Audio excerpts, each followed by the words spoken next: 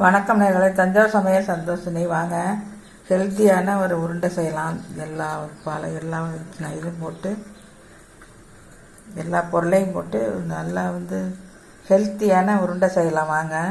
இப்போ உளுந்து நான் வறுத்து வச்சுருக்கேன், பச்சை பயிறு வறுத்து வச்சுருக்கேன், இது பச்சை அரிசி வறுத்து வச்சுருக்கேங்க, தேங்காய், பொட்டுக்கடலை, அவல், இதெல்லாம் நான் கடலை.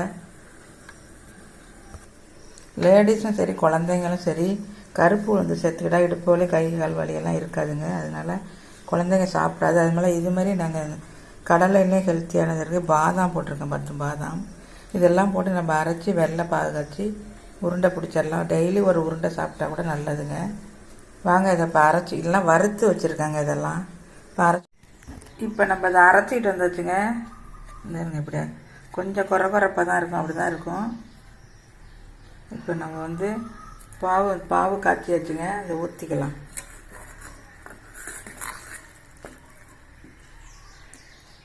நல்லா ஊற்றி தேவையான அளவு நம்ம ஊற்றி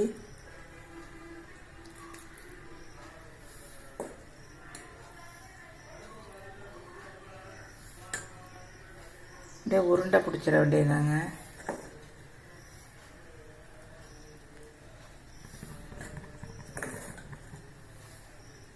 கரெக்டாக இருக்கும். இப்போ நம்ம அதை உருண்டை பிடிச்சிடலாம். இப்போ உருண்டை ரெடி ஆகிட்டு பாருங்கள். இது மாதிரி உருட்டி வச்சிடலாம் எல்லாத்தையும். சூப்பராக இருங்க, ஹெல்த்தியானதுங்க. இந்த வீடியோ பிடிச்சிருந்தா லைக் பண்ணுங்கள், ஷேர் பண்ணுங்கள், சப்ஸ்கிரைப் பண்ணுங்கள். வாழ்க வளமுடன்.